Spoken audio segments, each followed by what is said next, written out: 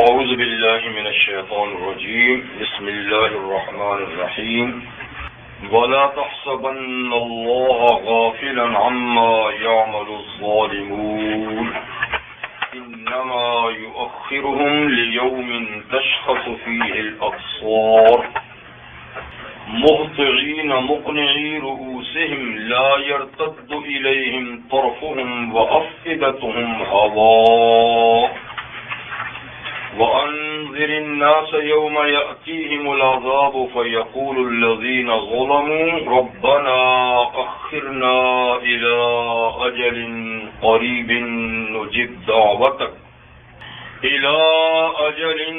قريب نجب دعوتك ونتبع الرسل أولم تكونوا أقسمتم من قبل ما لكم من زوال وسكنتم في مساكن الذين ظلموا أنفسهم وتبين لكم كيف فعلنا بهم وضربنا لكم الأمثال وقد مكروا مكرهم وعند الله مكرهم وإن كان مكرهم لتزول منه الجبال فلا تحسبن الله مخلف وعده رسله ان اللہ عزیز ذو انتقام صدق اللہ العظیم۔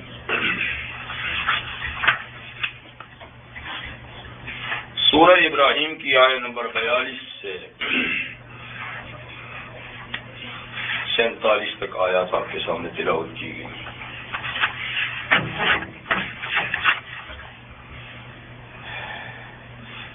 یہ سورہ ابراہیم کا آخری رکوع ہے اور اس میں محاسبہ آخرت کا ذکر ہے۔ جیسے عرض کیا تھا کہ سورہ ابراہیم مکی ہے اور اس کے اصولی مضامین توحید، رسالت، صداقت قرآن حکیم اور آخرت کا عقیدہ، معاد کا عقیدہ، یہ مرکزی عقیدے ہیں اور سارے عقائد ہیں، کیونکہ مکی صورتوں میں زیادہ تر عقائد کا بیان ہے، لیکن اس کے ساتھ ساتھ اعمال میں سے نماز اور زکوٰۃ اور صدقات کا بھی ذکر اس میں ہوا ہے۔ تو اس سے بیشتر رکوع میں سیدنا ابراہیم علیہ السلام، جن کے اسم گرامی پر یہ سورت موسوم ہے، ان کا ذکر تھا پورے رکوع میں، یعنی ان کی دعاؤں کا ذکر تھا کہ جس وقت انہوں نے اپنی بیوی اور اکلوتے بیٹے کو وادی مکہ میں بسایا تو اس وقت انہوں نے جو دعائیں کی ان کا ذکر تھا، اور ان دعاؤں سے ملت ابراہیمی کے خد و خال واضح ہو جاتے ہیں کہ ملت ابراہیمی کس چیز کا نام ہے، خالصتاً توحید کا نام ہے، ہر حال میں اللہ کو پکارنے اور اپنی حاجات اس کے سامنے پیش کرنے کا نام، اور توحید فی الدعا و توحید فی العبادت، یہ ہیں ملت ابراہیمی کے اصول۔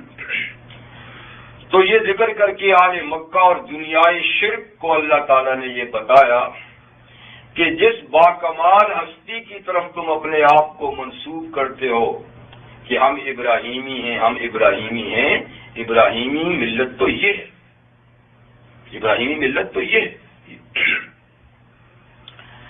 تو اب آخری رکوع میں آخرت کا جو عقیدہ، اس کا پیچھے بھی ذکر ہو چکا ہے تفصیل سے، اور پھر آخر میں اس کا ذکر ہو رہا ہے کہ ملت ابراہیمی تو یہ ہے، اور جو لوگ اس سے ہٹ کر چلتے ہیں اور اپنی نسبت ابراہیم علیہ السلام یا ان کی ملت کی طرف کرتے ہیں، وہ ہرگز ابراہیمی نہیں، اور ان کو آخرت کا خیال کرنا چاہیے جب ہم پوچھیں گے۔ تو اس سلسلے کی پہلی آیت میں حق تعالی شانہ نے حضور نبی کریم صلی اللہ علیہ وسلم اور دنیا کے تمام مظلوموں کو تسلی دی ہے۔ اس آیت میں حضور صلی اللہ علیہ وسلم جو خود ایک زمانے تک مظلوم رہے، پوری مکہ کی زندگی میں مظلومیت سے گزاری، اور دنیائے ظلم کے شکار لوگوں کو اللہ نے اس میں تسلی دی ہے کہ کوئی مظلوم یہ خیال نہ کرے کہ جو اس پہ بیت رہی ہے اللہ کو خبر نہیں۔ مظلوم پہ جو ظلم ہو رہا ہے یہ خیال نہ کرے کہ مجھ پہ جو ہو رہا ہے اللہ کو پتہ نہیں، بلکہ اللہ کو سب کچھ پتہ ہے اور اللہ کے سامنے سب کچھ ہو رہا ہے، اور یہ کہ اللہ اس کا انتقام لیں گے، لیکن فوری طور پہ اللہ انتقام نہیں لیتا، بہت کم لیتا ہے، اور فرمایا کہ ہم اس انتقام کو ایک اور دن کے لیے مؤخر کر رہے ہیں، ڈیلے کر رہے ہیں۔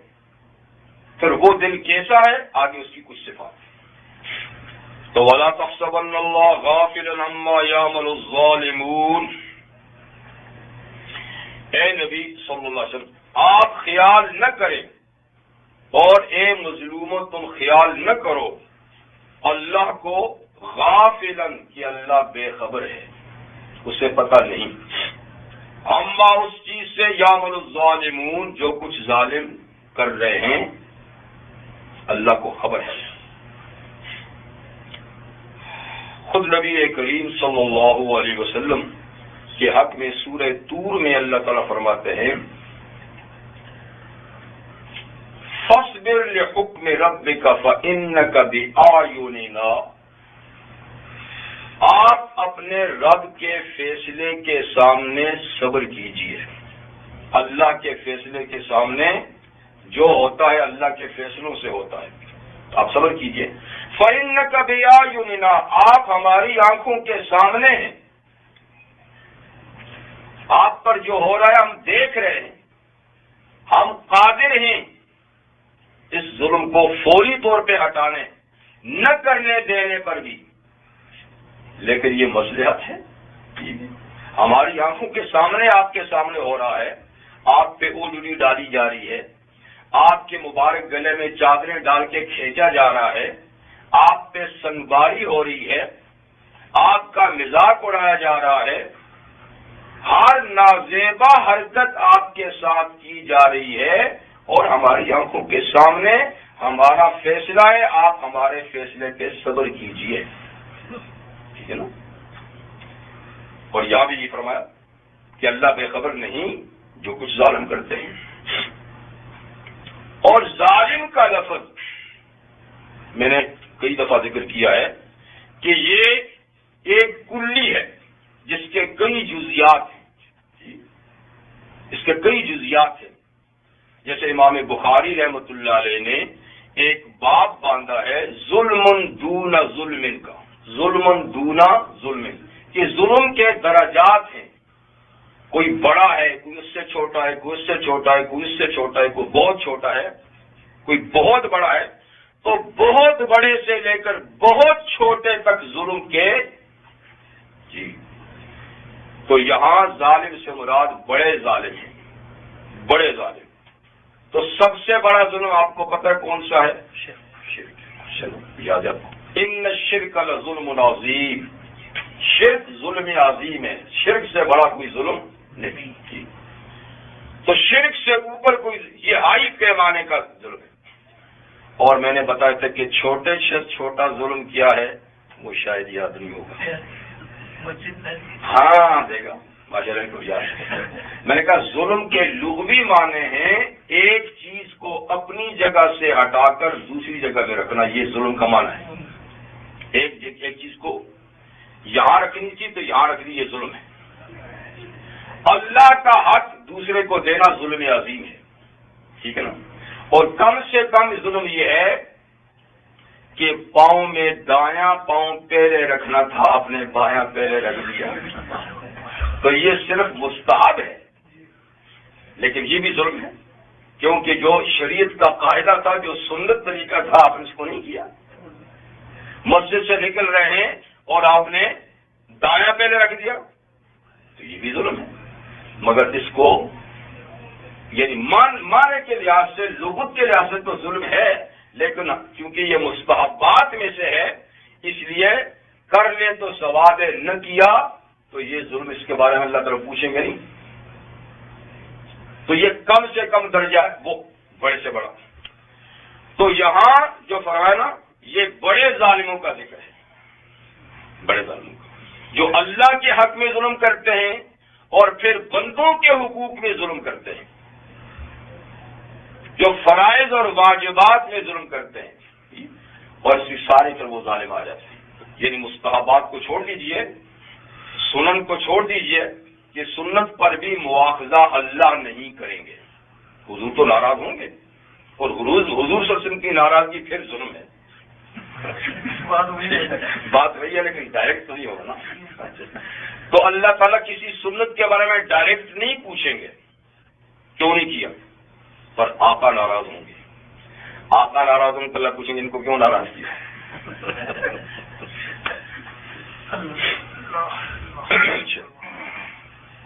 پھر یہ سوال کا جواب ہے. سوال یہ کہ اللہ کے سامنے سب کچھ ہو رہا ہے اور سب کچھ سے باخبر ہیں، تو پھر اللہ ظالموں کو روکتے ظلم سے کیوں نہیں؟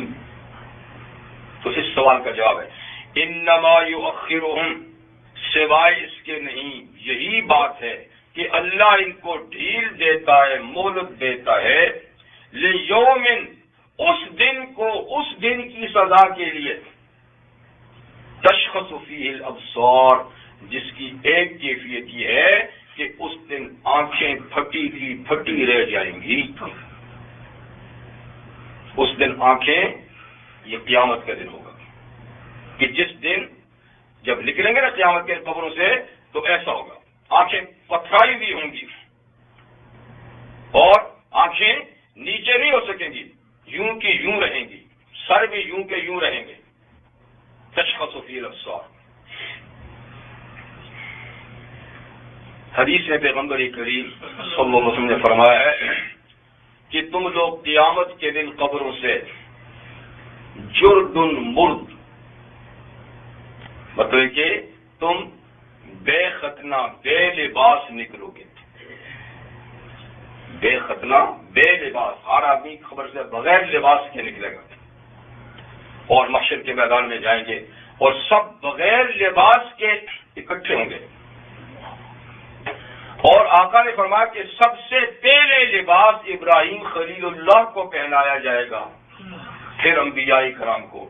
حضور صلی اللہ علیہ وسلم نے اپنا ذکر تواضع کے طور پہ نہیں کیا، ورنہ دراصل سب سے پہلے تو حضور کو لباس پہنایا جائے گا، پھر خلیل اللہ کو. لیکن یہ تواضع ہے، باپ کا نام پہلے ہے کہ پہلے ان کو پہنایا جائے گا، پھر انبیاء کو الگ ترتیب، پھر باقی مسلمانوں کو. تو سیدہ عائشہ رضی اللہ عنہ فرماتے کہ حضور اچھا سب لوگ بڑے نہ ہوں گے، عورتیں مرد نہیں، عورتیں اور مرد نہیں، تو بڑی عجیب بات ہے، ایک دوسرے کو دیکھ. فرمایا عائشہ اس دن کوئی نظر نیچے کر ہی نہیں سکے گا. ہاں، آنکھیں پھٹی کی پھٹی ہوں گی، اٹھی کی اٹھی رہیں گی، اور ہر آدمی اپنی پریشانی میں اتنا محو ہوگا کہ جس کو دوسرے کی خبر ہی نہیں ہوگی.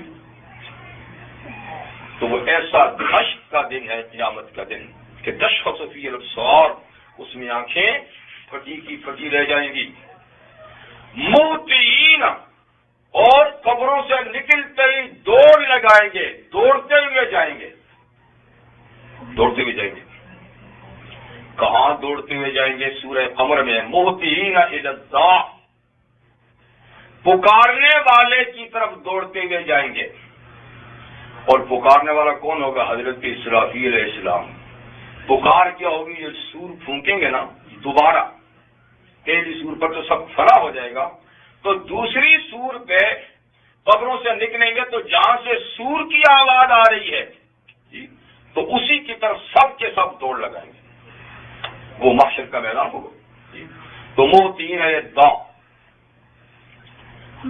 یقول الکافر ھذا یوم عاصر، کافر کہیں گے یہ تو بڑا سخت دن ہے، بڑی مشکل کا دن ہے. تو مہطعین، دوڑتے ہوئے ہوں گے، مقنعی رؤوسہم، اٹھائے ہوئے اپنے سروں کو، سر بھی جھکائیں گے نہیں، آنکھیں بھی اوپر لگی ہوں گی اور سر بھی یوں اٹھے ہوئے ہوں گے. اور کافروں کے گلے میں تو جیسے کہ سورہ یاسین میں ہے کہ توق ہوں گے، وہ سر نیچے کر ہی نہیں سکیں گے. اور باقی جن کے توق نہیں ہوں گے وہ دھشت کے مارے سر نیچے نہیں کریں گے اور سر اوپر کیے ہوئے، آنکھیں اوپر اٹھی ہوئی دوڑ رہے ہوں گے. لا یرتد الیہم طرفہم، ان کی نگاہیں ان کی طرف نہیں پلٹیں گی، نیچے کو نہیں آئیں گی. وَأَفْئِدَتُهُمْ ہَوَاءٌ، اور ان کے دل اڑ رہے ہوں گے. ہوا جیسے اڑتی ہے تو دل جو ہے نا بے قرار ہوں گے، اڑ رہے ہوں گے. تو یہ کیفیت ہوگی جس دن ہم نے یہ عذاب اس دن کے لیے مؤخر کیا ہوا ہے. تم فکر نہیں کرو، یہ مظلومت تم فکر نہیں کرو، تمہارے ظلم کا بدلہ ہم اس دن دیں گے جس دن کی یہ کیفیت ہے. اور اس کیفیت سے تو سب لوگ شروع میں دو چار ہوں گے، لیکن باقی اہل ایمان پھر افاقے میں آ جائیں گے، اور جو ظالم ہوں گے وہ پھر اسی طرح حشر میں رہیں گے اور اسی طرح ان کو جہنم میں جانا پڑے گا. تو یہ کچھ یعنی قیامت کی کیفیت اللہ تعالیٰ نے تھوڑی سی یاد اور جا بجا قرآن مجید میں بیان پہلے بھی ہو چکی ہے. وَأَنذِرِ النَّاسَ يَوْمَ يَأْتِيهِمُ الْعَذَابُ، اور یہ نبی کریم صلی اللہ علیہ وسلم کو خطاب ہے کہ محمد صلی اللہ علیہ وسلم آپ لوگوں کو ڈرائیں. دیکھیے اس سورت کے آغاز میں تھا لِتُنذِرَ، قرآن اس لیے نازل کیا گیا لِتُنذِرَ، تاکہ اس کے ذریعے سے آپ ڈرائیں. ہر کے قرآن کے ذریعے سے بشارت بھی تو دی جاتی ہے نا، اور حضور کو فرمایا بشر الذین، خوشخبری بھی سنائیں. لیکن ڈرانے کا ذکر زیادہ ہے، اس لیے کہ بغاوت پہ تلے ہوئے لوگ زیادہ ہیں، اطاعت گزار کم ہیں، اس لیے انذار کا ذکر جو ہے نا وہ زیادہ کیا جا رہا ہے. وَأَنذِرِ النَّاسَ، لوگوں کو ڈرائیں. کس دن سے؟ یوم یاتیہم العذاب، اس دن سے کہ ان کے پاس عذاب آئے گا. جی، اور جب عذاب آئے گا تو اس وقت یہ لوگ، یہ ظالم لوگ جنہوں نے اللہ کے حق میں بھی ظلم کیا، بندوں کے حق میں بھی ظلم کیا، اپنے اوپر بھی ظلم کیا. ظلم اپنے اوپر بھی کرتا نا، جب اللہ کا حق اور بندوں کا حق نہیں دیتا تو دراصل اپنے اوپر ظلم کرتا ہے. یعنی اللہ پہ کیا ظلم ہے؟ کچھ بھی نہیں. جی، یہ اصل میں اپنے اوپر ظلم ہے. جی، تو اس دن ظالم لوگ کہیں گے ربنا اخرنا الی اجل قریب، اے ہمارے پروردگار ہمیں کچھ مہلت دے، کچھ ڈھیل دے، کچھ وقت دے. زیادہ بھی نہیں مانگتے، الی اجل قریب، قریب وقت تک، تھوڑا سا وقت، چانس. کیوں مانگتے ہیں یہ وقت؟ کہتے جی غلطی کی ہے تو ہم غلطی پہ ندامت کیجیے. نجیب دعوت تک، تاکہ ہم آپ کی دعوت کو قبول کر لیں. اتنا وقت دیجیے کہ ہم اب آپ کی دعوت کو قبول کر لیں، اس لیے کہ پہلے دعوت کو رد کیا تھا. لیکن کچھ ایسے ہیں جنہوں نے پہلے سے قبول کیا تھا. سورہ آل عمران کے آخر میں دعا ہے ربنا اننا سمعنا منادیا ینادی للایمان ان آمنوا بربکم فآمنا. اے اللہ، ہم نے اس پکارنے والے کی پکار کو سن لیا جو یہ پکار لگا رہا تھا کہ اپنے رب پہ ایمان لاؤ، تو ہم نے ان کی پکار پہ ایمان لایا. تو کچھ وہ بھی تھے جنہوں نے دعوت کو قبول کیا، اور جنہوں نے مسترد کیا تو یہ جب آنکھوں کے سامنے عذاب دیکھیں گے تو پھر اللہ سے التجا کریں گے کہ اللہ ہمیں تھوڑا سا وقت دیجیے. سورہ منافقون کی آخری آیت میں بھی ہے جی کہ کہیں گے اے اللہ ہمیں تھوڑا سا وقت دیجیے. نصدق ونکن من الصالحین، ہم خوب صدقہ خیرات دیں گے اور خوب ہی نیک لوگوں میں سے ہو جائیں گے. تو یہاں بھی اور سورہ مومنون میں بھی ہے کہ مرتے وقت جب برزخ کے حالات آنکھوں کے سامنے آئیں گے تو اس وقت بھی مرنے والا کہے گا کہ ہمیں تھوڑا سا وقت دیجیے. یہاں بھی کہا کہ ہمیں تھوڑا سا وقت دیجیے تو ہم آپ کی دعوت کو قبول کریں گے. وَنَتَّبِعِ الرُّسُلَ اور آپ کے رسولوں کی پیروی کریں گے. جنہیں ستایا، جنہیں دکھ دیا، جن کی بات نہیں مانی، ہم ان کی پیروی کریں گے. لیکن یہ محض تمنا ہوگی کہ اب اس جہان میں چلے گئے جہاں سے واپسی ممکن نہیں. اللہ تعالیٰ فرماتے ہیں سورہ منافقون وَلَن يُؤَخِّرَ اللَّهُ نَفْسًا إِذَا جَاءَ أَجَلُهَا، جب کسی آدمی کا وقت مقرر آ جاتا ہے تو اللہ بالکل اس کو مؤخر نہیں کرتے.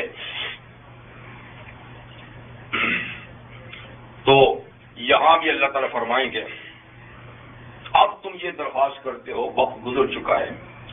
اولم تکونوا اقسمتم من قبل ما لکم من زوال، کیا تم اس سے پہلے دنیا میں قسمیں نہیں اٹھاتے تھے؟ قسمیں یعنی جب تمہیں اس دن سے ڈرایا جاتا تھا تو تم ڈرانے والوں کے سامنے قسمیں نہیں اٹھاتے تھے جی کہ ما لکم من زوال، خواہ تم ڈراتے ہو ہمیں تو کبھی زوال نہیں آنا، ہم تو ہمیشہ عیش و عشرت میں رہیں گے، دولت اور اقتدار میں رہیں گے، دناتے رہیں گے جی، اور ہمیں کوئی عذاب نہیں دے سکتا، ہمارے سامنے کوئی قوت نہیں ہے. تو تم تو قسمیں اٹھا کر کہتے تھے جی وہ اقسم باللہ جہد ایمان، پکی قسمیں جی کہ لا یموت لن یبعث اللہ من یموت، جو مر گئے اللہ ان کو کبھی دوبارہ زندہ نہیں کرے گا. قسم اٹھاتے تھے کہ مرے ہوئے کو دوبارہ اللہ تعالیٰ نہیں کرے گا، اور یہ کہ تمہیں کبھی زوال کا سامنا نہیں کرنا پڑے گا. لیکن کیا زوال آیا یا نہ آیا؟ پھر اللہ تعالیٰ فرماتے ہیں تم کہتے تھے زوال نہیں آئے گا، حالانکہ تم نے کھلی آنکھوں کو بند کر رکھا ہے. وَسَكَنْتُمْ فِي مَسَاكِنِ الَّذِينَ ظَلَمُوا أَنفُسَهُمْ، اور تم بستے رہے ان لوگوں کے گھروں میں جنہوں نے اپنی جانوں پر ظلم کیا. ٹھیک ہے نا، یعنی تم سے پہلے جنہوں نے اپنی جانوں پہ ظلم کیا، اور ظلم کی پاداش میں ہم نے ان کو صفحہ ہستی سے مٹایا، ان کے محلات اور مکانوں میں تم کو بسایا، تم بستے رہے، اور تم نے کبھی توجہ نہیں کی کہ یہاں تو دوسرے بھی بسے تھے، وہ کہاں گئے، ان کی بستیاں کیوں مٹ گئیں، ان کے کیا اعمال تھے، کیا عقیدہ تھے، تو اس پہ غور کیا. لیکن تم تو ان کے گھروں میں بسے اور ان کی تاریخ کو فراموش کر دیا اور اسی چال پہ چلے جس پہ وہ چل رہے تھے. تو کتنی بستیاں اور کتنی قومیں ہیں جن کو اللہ تعالیٰ صفحی سے نابود کیا. فرعون کہاں گیا جی، عاد سمود، قوم لوط، قوم نوح علیہ السلام، اور پتہ نہیں دنیا میں اقوام عالم کتنی ہیں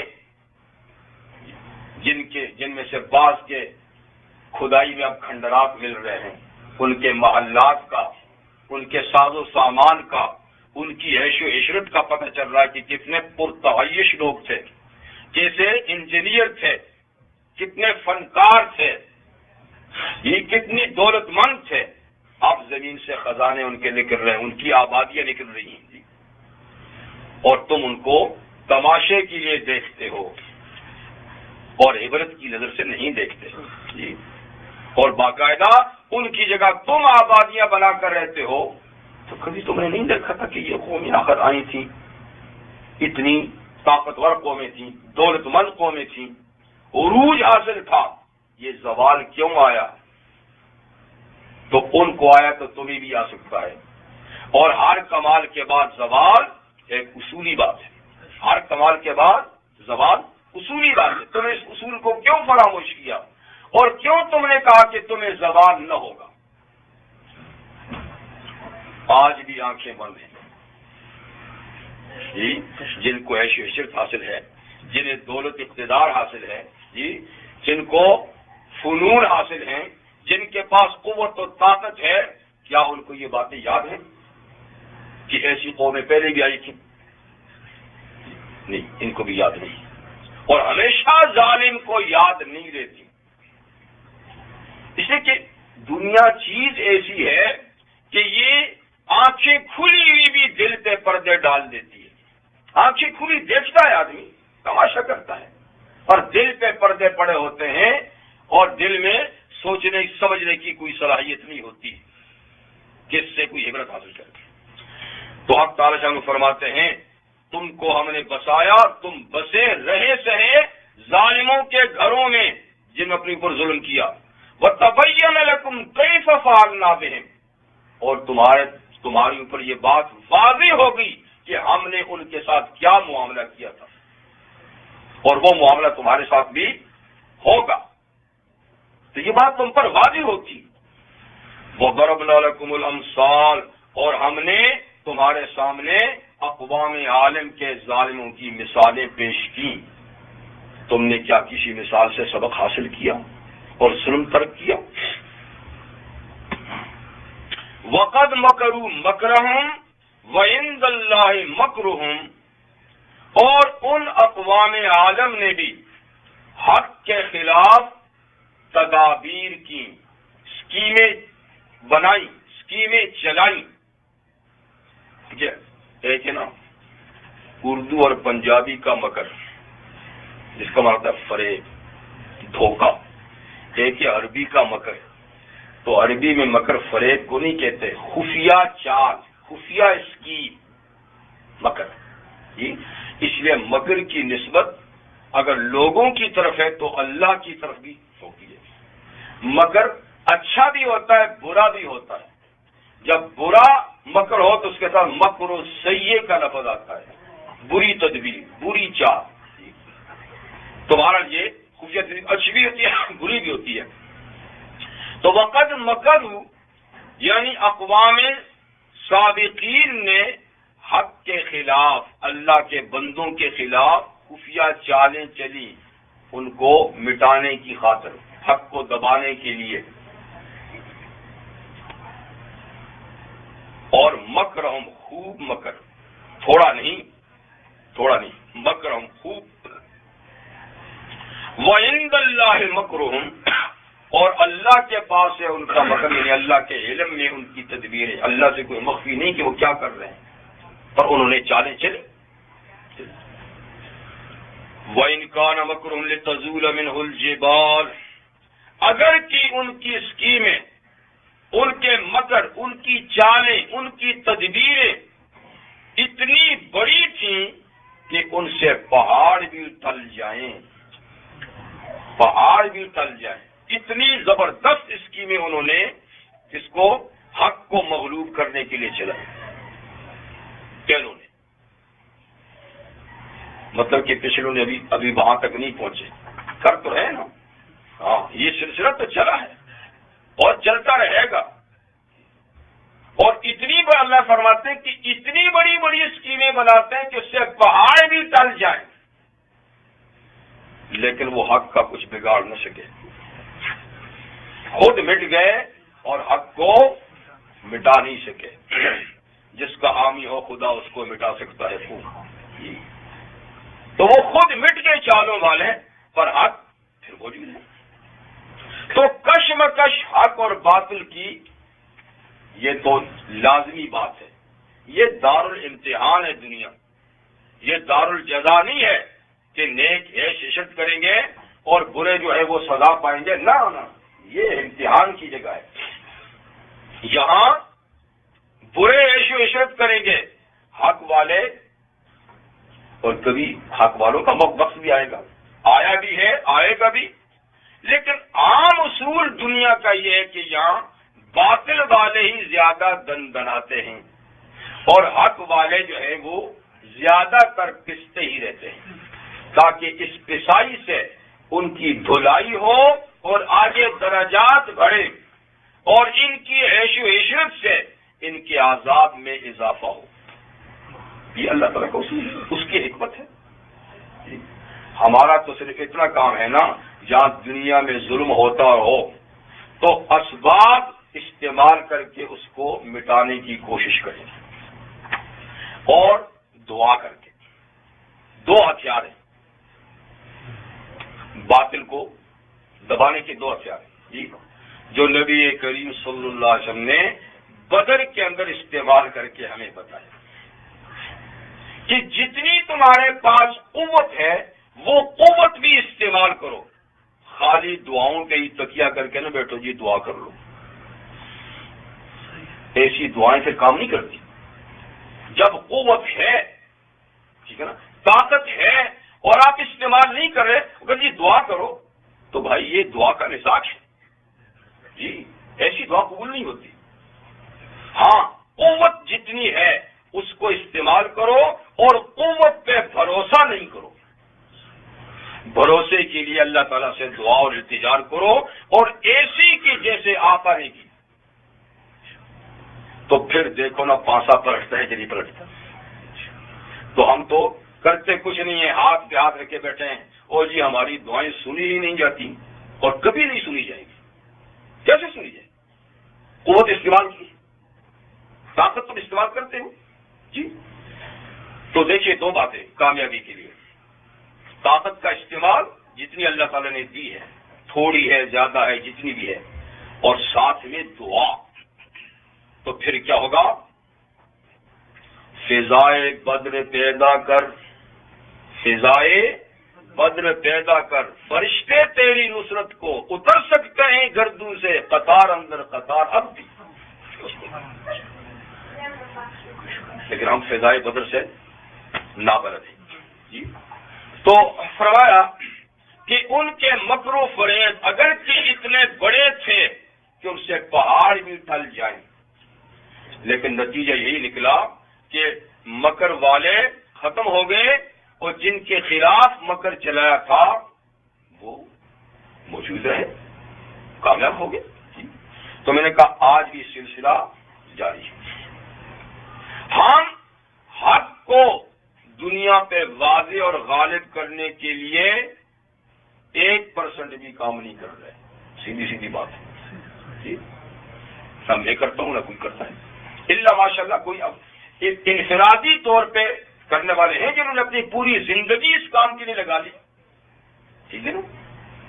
یا کچھ جماعتیں بھی ایسی ہیں جو شب و روز یہ کام کرتی ہیں، لیکن جتنا ہونا چاہیے تھا وہ 1% آپ کہہ سکتے ہیں کہ چلو 1% ہو رہا ہے، لیکن 1% سے بھی کوئی کام ہوتا ہے. اس کے مقابلے میں آپ باطل کو دیکھیے تو حق کو مٹانے کے لیے وہ کتنی کوشش کر رہا ہے جی. اسکول وہ بناتے ہیں ہمارے ہاں، اسپتالیں وہ بناتے ہیں، یتیم خانے وہ بناتے ہیں، ٹھیک ہے نا، اور کپڑے وہ تقسیم کرتے ہیں، دودھ کے ڈبے وہ جی، ڈاکٹر نرسیں وہ بھیجتے ہیں، کیا کچھ نقد وہ تقسیم کرتے ہیں. یہ کتنا بڑا جال ہے، خوبصورت سنہری تاروں سے بنا ہوا. واہ واہ، دیکھیے ہماری مدد ہو رہی ہے، کتنے ہمارے چاہنے والے ہیں، اور جی تم پھر بھی ان کو ایسا کہتے ہو. میاں پتہ نہیں ہے کہ یہ سنہری جال پھنسانے کے لیے ہے جی، یہ گمراہ کرنے کے لیے ہے، یہ ایمان چھیننے کے لیے ہے. اور کتنے ہی اس جال میں پھنسائے گئے. آپ چاہیں اور غریب ملکوں کا اندازہ کریں، انڈیا ہے، پاکستان ہے، اور آپ کے افریقی ملک ہیں، کتنے لوگ ہیں اس جال میں پھنسائے ہیں، اور دین سے ان کو، ایمان سے ان کو خالی کر دی. مکر ہوں جی، یہ ایک مکر ہے. دوسری طرف اپنے یہاں یونیورسٹیاں اور کالج کھولے گئے ہیں جن میں قرآن پڑھایا جاتا ہے، تفسیر پڑھائی جاتی ہے، حدیث بخاری شریف، ہمارا فقہ کی کتابیں، ہماری تمام دینی کتابیں وہاں پڑھائی جاتی ہیں، اور وہاں سے فارغ ہونے والوں کو ڈگریاں دی جاتی ہیں، ٹھیک ہے. اور ان کو مشنری پروگرام پہ بھیجا جاتا ہے، ان سے کتابیں لکھوائی جاتی ہیں، مضامین اسلام کے خلاف لکھوائے جاتے ہیں جی۔ اور ہمارے سیدھے سادے پڑھے لکھے لوگ کہتے ہیں بھائی ان مولوی سے کیوں پوچھتے ہو، یہ بھی تو پڑھے لکھے ہیں، پی ایچ ڈی کیا ہوا ہے، ان سے کیوں نہیں پوچھ لیتے؟ جس کا استاد یا یہودی ہے یا کرسچن ہے یا جس کا استاد ہندو ہے یا کوئی دوسرا ہے، ٹھیک ہے نا، پہلے وہ ہمارے سارے علم پڑھتے ہیں، پھر ہمارے لوگوں کو وہ پڑھاتے ہیں، پھر ڈگریاں بھی دیتے ہیں، انعامات بھی دیتے ہیں ان کو۔ بھائی تم اتنا کرتے ہو تو تم مسلمان کیوں نہیں ہو جاتے؟ اس لیے کہ مکرو، یہ پڑھنا بھی مکر ہے، یہ پڑھانا بھی مکر ہے، ان کو پھر اپنے کام پر ہماری تو نہیں سنیں گے، یہ تو ان کے ہیں، اور ان کا مزاج تو ہم نے اپنے سانچے میں ڈالا ہوا ہے، تو وہ ہمارے مزاج کی ان کو بتائیں گے، اور یوں وہ آئیں گے۔ جیسے کبھی ڈاکٹر فضل الرحمان تھا ہمارے زمانے میں، ہمارے پرائے، اور اس کی قسم کے لوگ کہ سود حلال ہے اور فلاں حلال ہے اور فلاں حلال ہے اور فلاں حلال ہے جی، یہ سارا جال ہے۔ وقد مکروا مکرہم جی، ان کو کہتے ہیں مستشرقی، یعنی مغرب کے وہ لوگ جو مشرقی علوم حاصل کر لیں، مغرب کے جو لوگ مشرق کے علم حاصل کریں ان کو مستشرق کہتے ہیں۔ مستشرق یعنی ہیں تو مغربی لیکن مشرقی بن گئے ہیں، یہ علم حاصل، یہ مشرقی علم ہے نا، ہمارے اسلام مشرق سے آیا ہے نا جی جی۔ تو مستشرقین کی اصطلاح آپ کہیں پڑھیں گے، وہ یہی لوگ ہیں، پہلے خود یہ مستشرق ہوتے ہیں، پھر ہمارے لوگوں کو مستشرق بناتے ہیں، اور پھر حدیث کا انکار، قرآن کا انکار، فلاں کا انکار، فلاں کا انکار۔ تو یہ سلسلہ ایسا دبا ہوا چلتا ہے کہ اوپر سے بڑا حسن و جمال ہے اور اندر سے سب کچھ ہو رہا ہے، اس لیے تاکہ اس کو اٹھائیں مٹائیں، یہ ہو سکے گا نہیں۔ اور یہ مال جس پہ پتہ نہیں کتنے ان کے ہوتے ہیں اس کے بجٹ اس کام کے لیے، تو اللہ تعالیٰ فرماتے ہیں قیامت کے دن کو بڑا افسوس ہوگا کہ کتنے ارب ہم نے خرچ کیے تو نتیجہ نہ نکلا، افسوس ہوگا۔ لیکن یہ ہو رہا ہے، وہ تو جو ہوگا سو ہوگا، پر اس سلسلے میں ایک ڈیوٹی ہماری بھی تو ہے نا، ٹھیک ہے نا، وہ تو ہے کہ جس کا حامی ہو خدا اس کو مٹا سکتا ہے کو۔ اسلام اور قرآن کا حامی اللہ ہے، لہذا نہ اسلام مٹے گا نہ قرآن مٹے گا، لیکن ہماری بھی تو کوئی ذمہ داری ہے کہ تم نے اسلام اور قرآن کی کتنی خدمت کی اور کتنا دفاع کیا۔ تو ہمیں اپنی ذمہ داری تو پہچاننی چاہیے کہ وہ اتنا کر رہے ہیں، ہم 1% سے 2% تو کریں، اور اس سلسلے میں آپ کی اور ہماری ذمہ داری اور بڑھ جاتی ہے کہ ہم تو ہیں ہی وہاں جہاں یہ سب کچھ ہو رہا ہے، تو ہم کتنی دعوت دیتے ہیں اور کتنا اسلام کو سیکھ کر اس کو آگے پہنچاتے ہیں، کتنے اچھے مسلمان بن کر اسلام کی راہ ہموار کرتے ہیں۔ تو اسلام کا سیکھنا، صحیح مسلمان بننا، اور پھر عملی اور زبانی اسلام کی دعوت دینا، یہ ہماری ذمہ داری ہے، اور اس کے بارے میں پوچھ ہوگی کہ اس سلسلے میں ہمارے دور میں اگر کوئی اسلام پہ آنچ آئی تو ہم بری ذمہ نہیں ہو سکتے۔ اللہ تو اپنے دین کے لیے کسی اور کو پیدا کر دیں گے، پر ہم تو نہیں بچیں گے۔ اس لیے فرمایا کہ ان کا مکر لتزول منہ الجبال، اگر کہ ان لوگوں کی مکاریاں اس قدر بڑی ہیں کہ جن سے پہاڑ بھی ٹل جائیں، پر پھر بھی یہ میرے دین کا کچھ بگاڑ نہیں سکتے۔ آگے نبی کریم صلی اللہ علیہ وسلم سے خصوصی خطاب ہے، اور آپ کے ذریعے سے پھر وہی مظلوموں کو اللہ تعالیٰ تسلی دیتے ہیں۔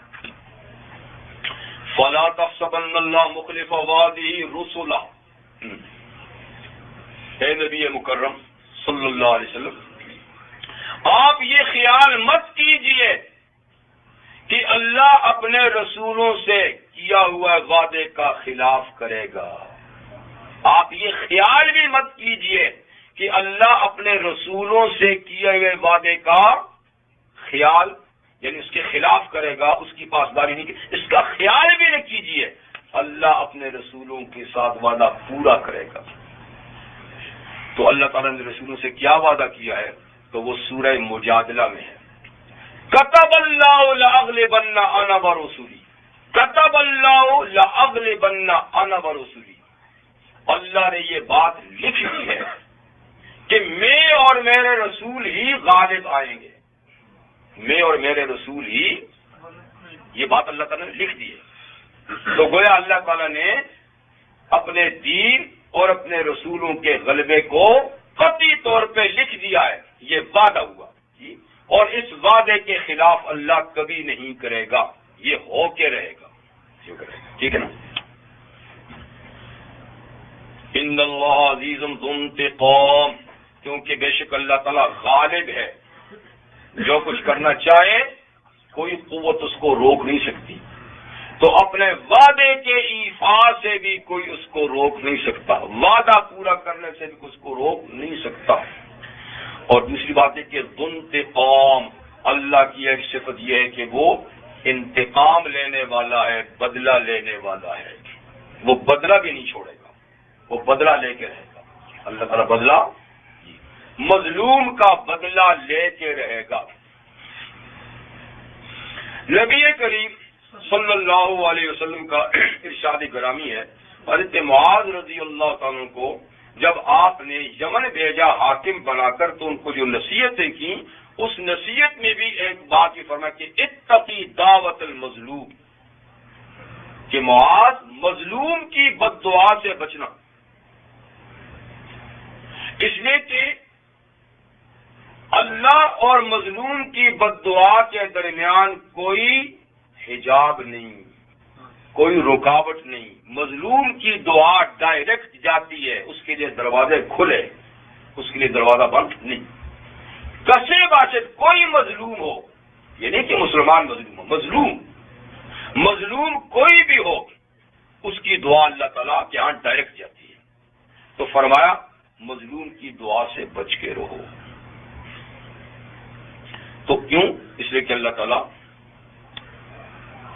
کہتے ہیں بترسز آہ مظلومہ کے ہنگامے دعا کردن، اجابت از در اخبار استقبال می آیت، کہتے ہیں مظلوموں کی بد دعا سے ڈر کہ بد دعا کرتے وقت اللہ تعالیٰ کی قبولیت اس کے استقبال کو آتی ہے،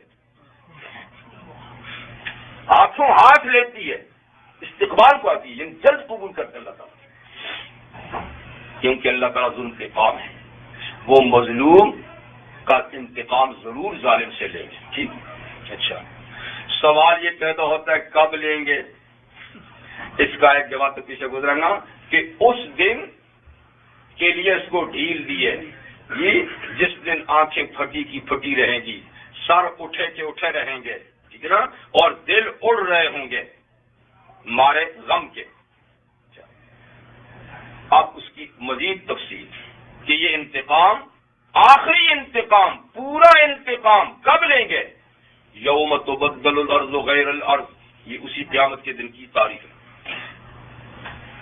اس دن کے یہ زمین ایک دوسری زمین سے بدل دی جائے گی، یہ زمین جس پہ آج ہم ہیں یہ ایک دوسری زمین سے بدل دی جائے گی، والسماوات، اور آسمان بھی دوسرے آسمان سے بدل دیے جائیں گے، یہ نقشہ نہ ہوگا، ایک اور نقشہ ہوگا۔ قیامت کے دن ایک اور نقشہ ہوگا، نہ یہ زمین نہ یہ آسمان۔ اب آسمان و زمین کی یہ تبدیلی ذات کے لحاظ سے ہوگی یا صفت کے لحاظ سے ہوگی؟ تو دونوں باتیں ہوں گی، یعنی اس زمین کی صفت بھی بدل جائے گی اور اس کی ذات بھی بدل جائے گی۔ صفت تو اس طرح بدلے گی جیسے کہ سورہ انشقت میں ہے، اذا السماء انشقت وأذنت لربها وحقت وإذا الأرض مدت، جب آسمان پھٹ جائے گا اور اللہ کا حکم قبول کر لے گا پھٹنے میں، اور اس کو مناسب بھی یہ کہ اللہ کا حکم قبول کرے۔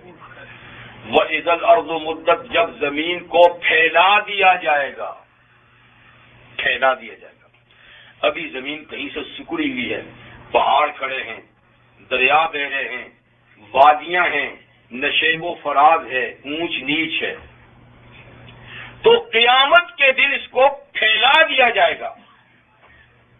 جیسے چمڑے میں سلوٹیں ہوتی ہیں، کپڑے میں ہوتی ہیں، تو ادھر سے کھینچے رہتا ہے، ہموار ہوتی ہے، تو کھینچ کر یعنی سب زمین کو ہموار کر دیا جائے گا اور اونچ نیچ نہیں رہے گی، اور بالکل مشرق سے مغرب، جنوب سے شمال تک ایک میدان ہوگا۔ فَإِذَا هُمْ بِالسَّاهِرَةِ، کھلا میدان، مشرق سے مغرب تک کوئی بیچ میں یعنی پہاڑی نہیں ہوگی۔ لا ترى فيها عوجا ولا امتا، نہ ٹیڑھا پن ہوگا نہ ٹیلا ہوگا۔ کھینچ کے اس کو ایک تو یہ کس کی صفت یعنی بدل جائے گی، آج یہ صفت ہے پھر یہ صفت ہو جائے گی، ٹھیک، اور دوسری کس کی حقیقت بھی بدل جائے گی، یہ زمین ہوگی ہی نہیں، پھر ایک اور نقشہ ہوگا اس کا۔ وہ کیا؟ نبی کریم صلی اللہ علیہ وسلم نے فرمایا کہ جس زمین پہ اللہ تعالیٰ ابن آدم کا حساب لیں گے جی، وہ چاندی یا میدے کی طرح سفید ہوگی، یہ کلر نہیں ہوگا اس کا، وہ بالکل سفید ہوگی، چاندی کی طرح چمک رہی ہوگی، یا میدے کی روٹی جو ہوتی ہے اس کی طرح یعنی ہموار اور چمکدار ہوگی۔ صحابہ نے عرض کی کہ حضور جس وقت یہ معاملہ زمین کے ساتھ ہو رہا ہوگا تو یہ لوگ کہاں ہوں گے؟ لوگ کہاں ہوں گے؟ یعنی جب زمین کا نقشہ اللہ تعالیٰ دوسرا بنائیں گے تو یہ کہاں ہوں گے؟ تو حضور نے فرمایا یہ پلسرات کے کنارے پہ، ان کو پلسرات کے کنارے پہ اکٹھا کر دیا، جمع کر دیا جائے گا، اور باقی زمین ٹھیک کرنے کے بعد پھر اس پہ ان کو حاضر کیا جائے گا، آج حساب کی۔ تو یہ ہے یوم تبدل الارض غیر الارض والسماوات، اور آسمان بھی یہ نہیں رہیں گے، اذا السماء انفطرت واذا الکواکب انتصرت، آسمان ٹکڑے ٹکڑے ہو جائے گا۔ فرمایا فتحت السماء فکانت ابوابا، آسمان کھول دیا جائیں گے اور وہ دروازے ہی دروازے جگہ جگہ سے نظر آئیں گے، اور اس سے فرشتے اتریں گے، اور پھر آسمان بالکل ٹوٹ جائیں گے، پہلے شگاف ہوں گے، دروازے ہوں گے، فرشتے اتریں گے، اور پھر بالکل ٹوٹ ہو جائے گا، سورج چاند سب ختم۔ اذا الشمس كورت واذا النجوم انكدرت، ستارے گر جائیں گے، سورج بے نور ہو جائے گا، چاند بے نور ہو جائے گا۔ تو مطلب یہ ہے کہ یہ موجودہ ارض و سما کا نقشہ بدل جائے گا۔ یوم تبدل الارض غیر الارض، اس دن زمین کو بدل دیا جائے گا دوسری زمین سے، یعنی ہموار کر دیا جائے گا، سفید کر دیا جائے گا۔ والسماوات، اور آسمانوں کو بھی بدل دیا جائے گا۔ زمین کے بدلنے کی ایک حکمت یہ بھی بتائی گئی ہے کہ اس زمین پہ بہت ظلم ہوا ہے، بہت ظلم ہوا ہے، بڑے ناحق خون بہے ہیں، تو اللہ اس زمین پہ حساب نہیں لے گا، دوسری زمین لائے گا، اس کا حساب لے گا، ٹھیک ہے۔ پھر کیا ہوگا؟ وَبَرَزُوا لِلَّهِ الْوَاحِدِ الْقَهَّارِ، پھر سب کے سب لوگ نکل آئیں گے اللہ کے روبرو جو ایک اور زبردست ہے، اس کی عدالت لگے گی، اور اس کی عدالت میں سب کی پیشی ہوگی۔ اس پیشی میں تو نیک و بد سارے ہوں گے، لیکن یہاں جو ظالم ہیں ان کا ذکر ہو رہا ہے۔ وَتَرَى الْمُجْرِمِينَ يَوْمَئِذٍ مُقَرَّنِينَ فِي الْأَصْفَادِ، اور اے دیکھنے والے تو دیکھے گا مجرموں کو اس دن کہ وہ جکڑے گئے ہیں زنجیروں میں، ان کو اللہ کی عدالت میں زنجیروں میں جکڑ کے لایا جائے گا۔ یہ دیکھیے، یہ قیامت کی سزا ہے، جہنم کی اور ہے جو سورہ الحاقہ میں ہے کہ 70 گز لمبی زنجیروں میں مجرموں کو پرو دیا جائے گا۔ یہاں یہ کہ باندھ کے لائی جائے گی، یہ تو عدالت میں پیش کیا، جیسے سنگین مجرم کو ہتھکڑیاں پہنا کے، تو مقررین فی الاصفاد، ان کو باندھ کے لایا جائے گا بیڑیوں میں، اور آل ایمان کو تو میں نے کہا نا جنت کا لباس پہنایا جائے گا نا محشر کے میدان میں، اور ان کو سرابیلہم من قطران، ان کے کرتے تارکول کے ہوں گے۔ تارکول پتہ نہیں جانتے کہ نہیں جی، جس سے ہمارے روڈوں پہ نہیں ڈالتے، ہاں ڈامر، جی چلو ڈامر سے نسی ہمارا تارکول ہے، چلیے ڈامر ہے یا تارکول ہے یا گندک، ٹھیک ہے نا، لیکن وہ ہوگا سیاہ بالکل اس کی طرح، تو اس کے کرتے ہوں گے، ان کو پہنائے جائیں گے، اس لیے کہ یہ بہت جلد آگ لیتا ہے، تو لباس ایسا پہنایا جائے گا کہ لباس بھی آگ کو کھینچے اور جلد، جی تو ایسا لباس ان کو پہنایا جائے گا، قطران سیاہ۔ نبی کریم صلی اللہ علیہ وسلم، یہ تو عام مجرموں کا ذکر ہے، آقا نے فرمایا کہ جو عورت دنیا میں نوحہ کرتی ہوگی، نوحہ جانتے ہیں، مصیبت کے وقت بین کرنا، ہائے وائے کرنا، گریبان پاڑنا، ٹھیک ہے، شکوے شکایت کرنا، پکار کے رونا، تو جو عورت بین کرتی ہوگی دنیا میں مصائب پر اور توبہ کیے بغیر مر گئی، تو حضور نے فرمایا اس کو بھی قطران کا کرتا پہنایا جائے گا، وہی مجرم ہے، وہی مجرم ہے۔ تو بہرحال مجرموں کو تارکول یا گندک کا کرتے پہنائے جائیں گے۔ وَتَغْشَ وُجُوهَهُمُ النَّارُ، اور آگ ان کے چہروں کو ڈھانپ لے گی، یعنی ایک تو لباس ہی ایسا ہوگا جو بھڑکیلا اور ایک دم آگ کو اپنی طرف کھینچے، اور دوسرا آگ بھی اتنی بھڑکیلی کہ وہ کرتے کو لگنے سے پہلے چہرے پہ پہنچ جائے گی۔ اور سورہ ہمزہ میں اللہ تعالیٰ فرماتے ہیں لَيُنبَذَنَّ كَلَّا لَيُنبَذَنَّ فِي الْخُطَمَةِ وَمَا أَدْرَاكَ مَا الْخُطَمَةُ، ہرگز نہیں، جی یہ بات یقینی ہے کہ ان لوگوں کو خطمہ میں ڈالا جائے گا۔ وَمَا أَدْرَاكَ مَا الْخُطَمَةُ، اور آپ کو کس نے بتایا کہ خطمہ کیا ہے؟ نار اللہ الموقدہ، وہ اللہ کی جلائی ہوئی آگ ہے، جہنم کی آگ اللہ نے خود جلائی ہے، وہ خطمہ ہے۔ خطمہ کے اصل میں ٹکڑے ٹکڑے کرنے، قیمہ خیمہ کرنے والے کو خطمہ، ٹکڑے ٹکڑے۔ تو فرمایا وہ آگ جہنم کی جو جائے گا اس کے ایک دم پر خرچے اڑا دے گی، ٹکڑے ٹکڑے کر دے گی۔ تو نار اللہ الموقدہ، وہ اللہ کی جلائی ہوئی آگ ہے جس کی صفت یہ ہے تطلع علی الافئدہ، جو دلوں پر بھی جھانکے گی۔ دیکھ رہے دل اندر ہوتے ہیں نا، تو دنیا کی آگ میں کسی کو ڈالو تو پہلے اوپر سے جھلسے گا، پہلے کھال جلے گی، پھر ٹھیک ہے نا گوشت جلے گا، پھر ہڈیاں، تو پھر دل تک پہنچے گی نا، پہلے اوپر کو جا کے پھر اندر۔ فرمایا اللہ کی وہ آگ تطلع علی الافئدہ، وہ دلوں کو بھی جھانکے گی، یعنی اس کے لیے اندر باہر کی کوئی بات نہیں، لباس ہو نہ ہو، جی لباس اور چہرہ ایک جیسا اور دل اور باہر ایک جیسا، جب آئے گی تو پورے کے پورے کو ایک دم ہی اپنی لپیٹ میں لے لے گی۔ اعاذنا اللہ، اللہ ہمیں پناہ دے اس سے۔ تو تغشی وجوہہم النار، ان کے چہروں کو آگ ڈھانپ لے گی، اور لباس بھی ایسا آگ کو کھینچنے والا ہوگا۔ یہ تو محشر کے میدان میں اللہ کے حضور جب سزا پائے گا مجرم تو یہ کیفیت ہے، اور آگے جہنم کی سزا فیصلے کے بعد تو الگ ہے۔ ایسا کیوں؟ لیجزی اللہ کل نفس ما کسبت، تاکہ اللہ تعالیٰ بدلہ دے ہر آدمی کو اس کا جو اس نے دنیا میں کیا ہے۔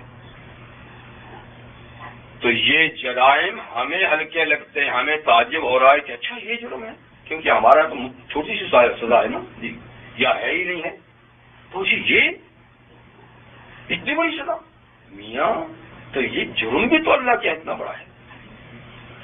تو اللہ تعالیٰ نے جب اتنی بڑی سزا رکھی ہے تو آپ اس سے اندازہ کریں کہ یہ جرم بھی اتنا ہی بڑا ہے، یہ جرم بھی اتنا ہمیں ہلکا لگتا ہے تو ہمیں ہلکا لگتا ہے، پر اللہ کی نظر میں یہ جرم ہلکا نہیں، بہت بڑا ہے جس کی یہ سزا ہے۔ اور یا احمق اور بے وقوف کہتے ہیں کہ زانی کو سنسار کرو تو یہ وحشت ناک سزا ہے، یہ وحشی سزا ہے، ہاتھ کاٹنا چور کا۔ تمہیں پتہ چلے گا کل قیامت کے دن کہ وحشی کون تھا۔ یہ وحشی سزائیں نہیں ہیں، وہ عمل بھی تو وحشی ہے نا، جو دوسرے کی گاڑے پسینے کی محنت پہ ہاتھ ڈالتا ہے، ٹھیک ہے، وہ ہاتھ بھی تو وحشی ہے نا، وہ انسان کا ہاتھ کیا، وہ اس قابل ہے کہ انسان کے جسم کے ساتھ رہے، اس قابل اس کو ہٹا دو۔ تو یہ ہاتھ بڑا اسلام میں بڑا قیمتی بھی ہے کہ کوئی ناحق اس ہاتھ کو کاٹ دے 25 اونٹ اس کو دینے پڑیں گے، 25 اونٹ، ٹھیک ہے۔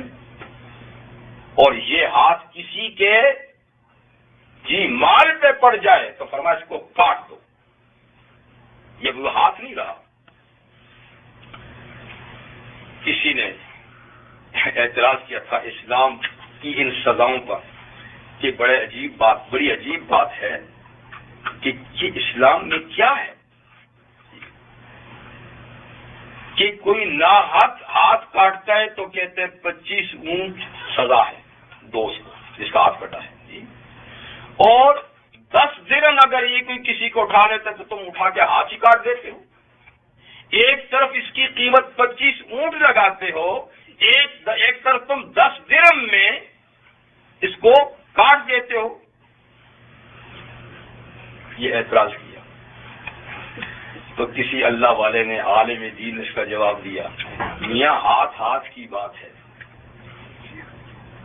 اذا کانت امینتن کانت سمینتن، اذا کانت امینتن کانت سمینتن و اذا خانت فخابت۔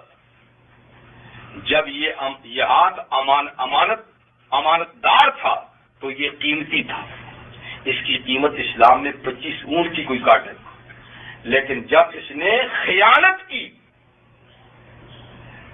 تو یہ 10 درہم کے قابل بھی نہیں، اس کو کاٹو۔ تو بات تو اس کی قیمتی اور اس کی قیمتی بے قیمت نہیں ہے نا، یہ قیمتی بھی ہے پر بے قیمت بھی ہے، چور ہے تو بے قیمت ہے، امانت دار ہے تو قیمتی ہے جی۔ تو خیر یہ بات دوسری طرف چلے گی۔ تو عرض یہ کر رہا تھا کہ ہم سمجھتے ہیں کہ وہ اتنی بڑی سزا، تو میں کہتا ہوں اللہ کے ہاں یہ جرم بھی اتنا بڑا ہے، اتنا بڑا جرم ہے۔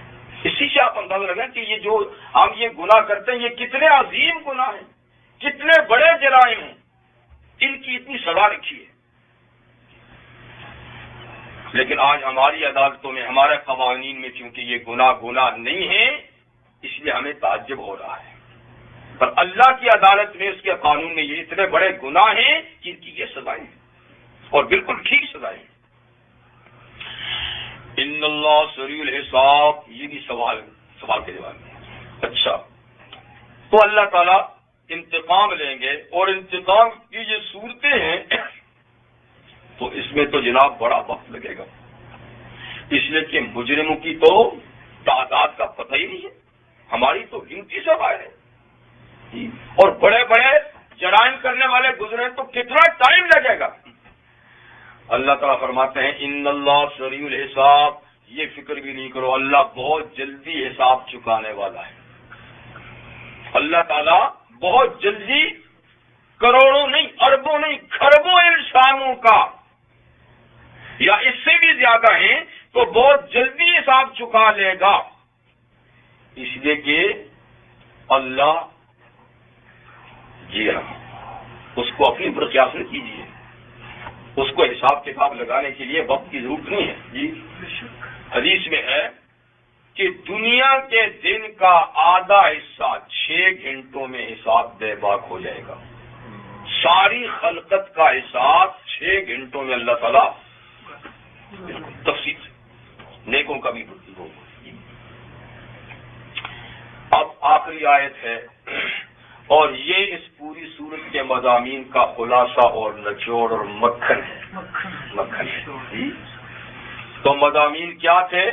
توحید، رسالت، قرآن حکیم کی صداقت اور معاد، تو یہ اب سب کا خلاصہ ہے۔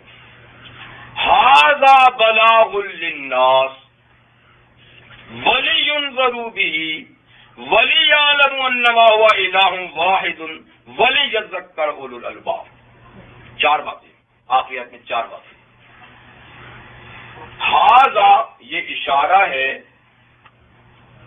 اس سورت کے مضامین کی طرف کہ اس سورت میں جتنے مضمون گزرے ہیں یہ، یا پورا قرآن کی طرف کہ پورا قرآن، یہ سورت یا پورا قرآن، کیونکہ پورا قرآن میں بھی تو مرکزی مضامین یہی ہے نا۔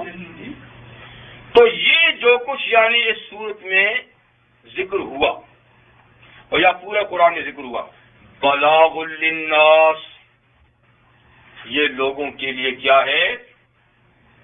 بلاغ ہے۔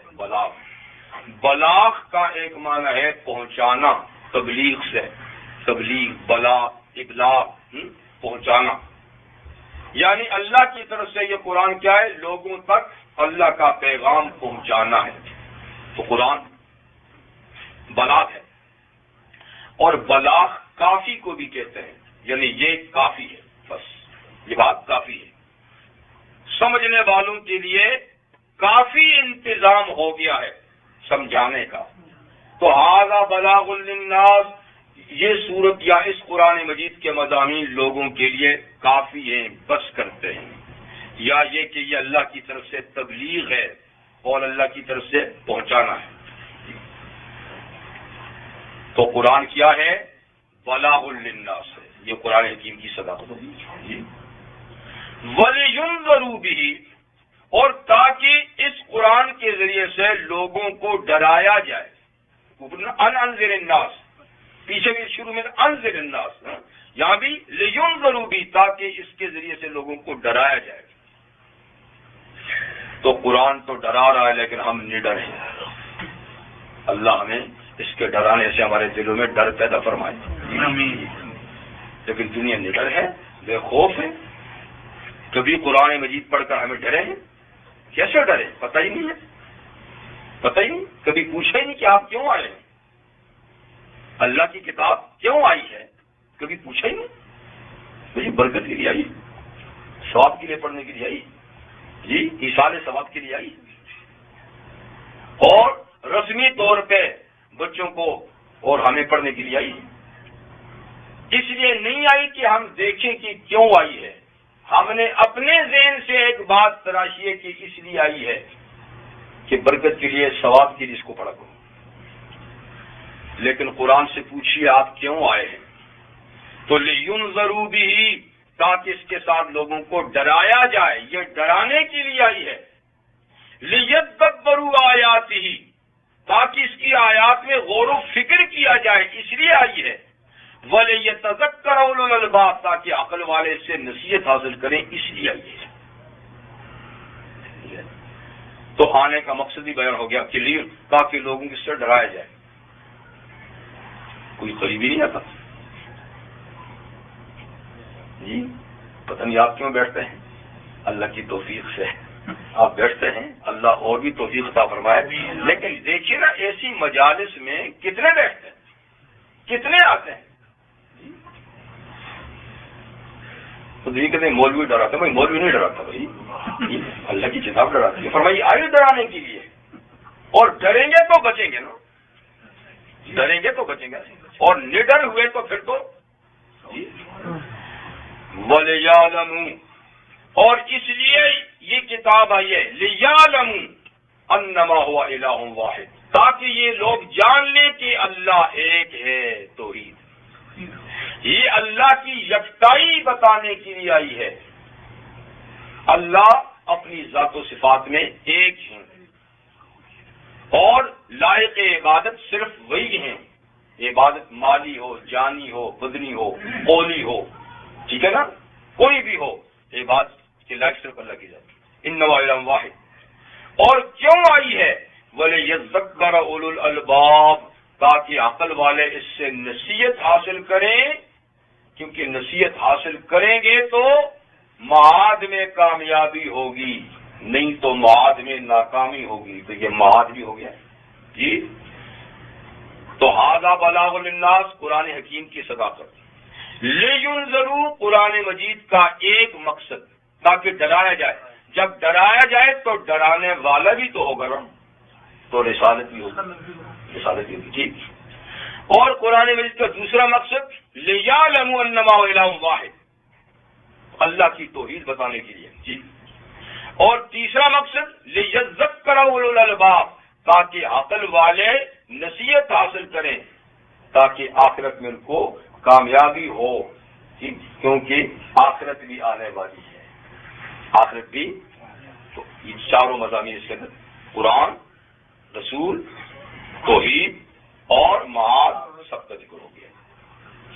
تو اللہ تعالیٰ بہرحال توفیق عطا فرمائے کہ ہم ان مقاصد کو کسی درجے حاصل کریں اور قرآن مجید کی آمد کا جو اصل مقصد ہے اس کو حاصل کریں اور اس کو خود بھی اپنائیں اور اس کو دوسروں تک بھی پہنچائیں۔ یہ بھی قرآن مجید کی ایک ذمہ داری ہے جی۔ سمجھیں، سمجھائیں، عمل کریں، عمل کرائیں اور اس کے پیغام کو پہنچائیں۔ چار حقوق ہیں قرآن کے: پڑھنا، سیکھنا، پڑھنا، سیکھنا، عمل کرنا اور اوروں تک پہنچانا۔ اوروں تک پہنچانا ہوگی، پڑھانا ہوگی۔ وآخر دعوانا الحمد للہ رب العالمین۔ 13واں سپارہ اور سورہ ابراہیم اختتام کو پہنچی۔